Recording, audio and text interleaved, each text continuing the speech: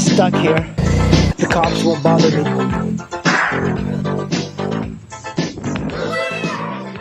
Well, you know, sometimes I wonder, should I take the XR650R or the Shadow? And I think I am going to be taking the Shadow. There is something really cool about riding this bike. The XR, it just calls for so much attention. Actually, that is one of the downsides of having a street legal dirt bike. But this little thing with these little handlebars just increased the fun quite a bit. Sometimes I don't want to be like popping wheelies and doing wheelies over bumps and stuff, so this bike is really perfect for that. And it's got a nice growl to it. You know, the engine sounds really fantastic. I'm actually not used to the short seat height that this thing has. I prefer very tall bikes so I can see over cars and obstacles and look over bridges and see the river and ocean. But on this bike, you know, you're pretty much like eye level with cars. And I can probably park in a, hey, look at that, a motorcycle. Well, Burtonsville Cars and Coffee was a little bit underattended.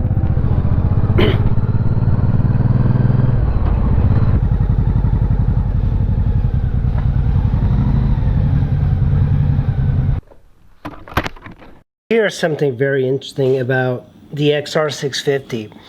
There is a choke here, but it's so hidden, and it's really not a choke that's usable.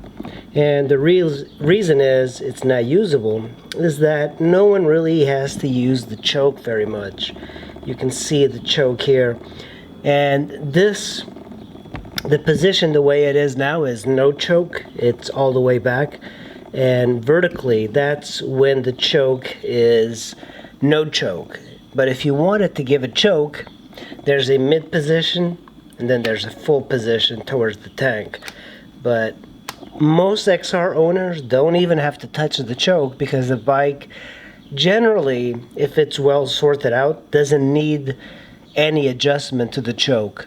Now on these street bikes like the Honda Shadow, the Ninja 250, the choke is right here. Because if you have the choke closed for some reason and you're trying to start it out, you're going to be trying to start this beast for a very long time. When you look around, you see these things that are missing, like a nut over here. So funny, like these, and you should probably put some Loctite on here.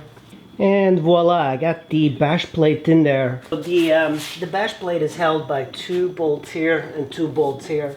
The only downside is that if you're changing the oil and stuff and doing some maintenance, it's it'll get dirty and stuff, but I like the idea, even in supermoto form, to have the bash plate. We have the old battery here, and the old battery looks terrible. It is not holding a charge at all.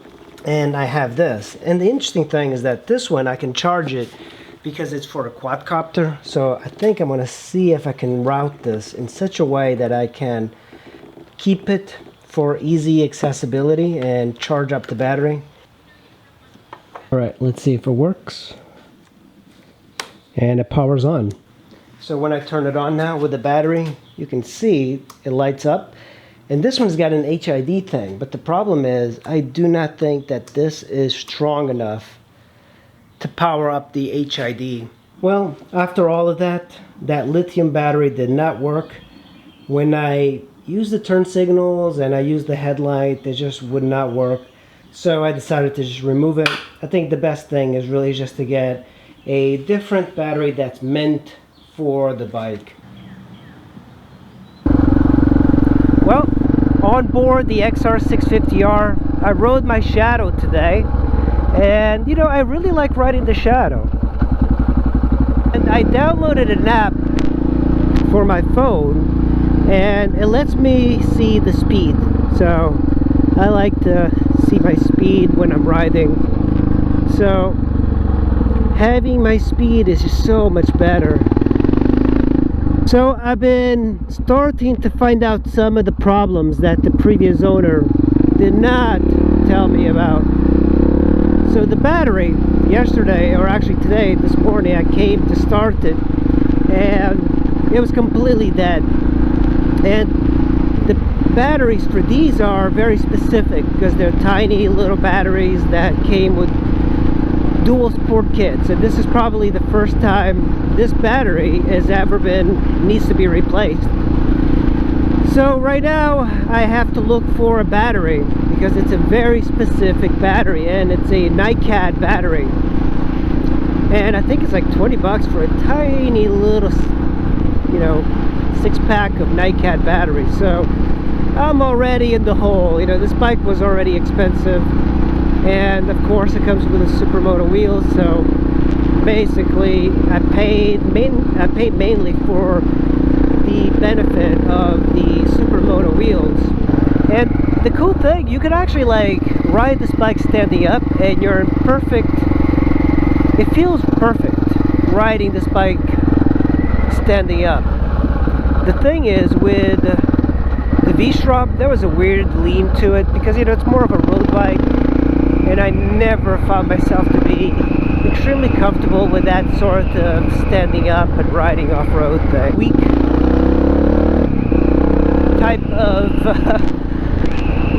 type of battery, and because it's dead, I don't think I am able to get wrong gear. I don't have any headlight. I have a running light going, but I'll stop up ahead and you'll see that. So that light works, see, but the problem is the running light is not working, something with the Banjo. So you see that the, what is an HID is actually not working. But see, it wants to start, and the problem is if you have to give it plenty of gas in order for it to start. See, it wants to start up. Look at that. But the problem is you have to keep it revving. See, it goes out.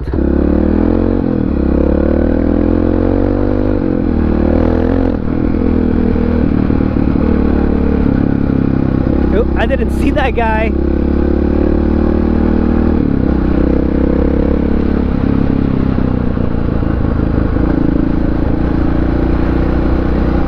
See people walking. This is bad because everybody's like walking on the road. These sort of like turns, I don't really like to do it on these bikes.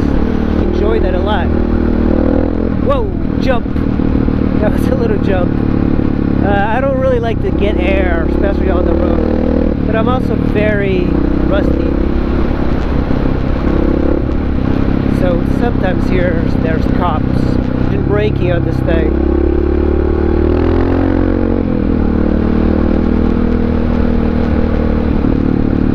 I think I'm a lot worse doing left turns than right turns. I don't know. I guess some people have very different strengths when riding.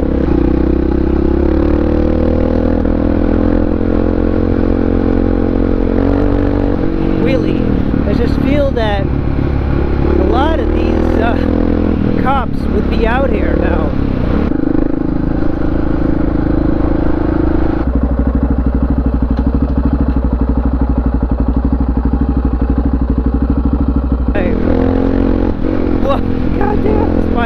Bikes you should ride.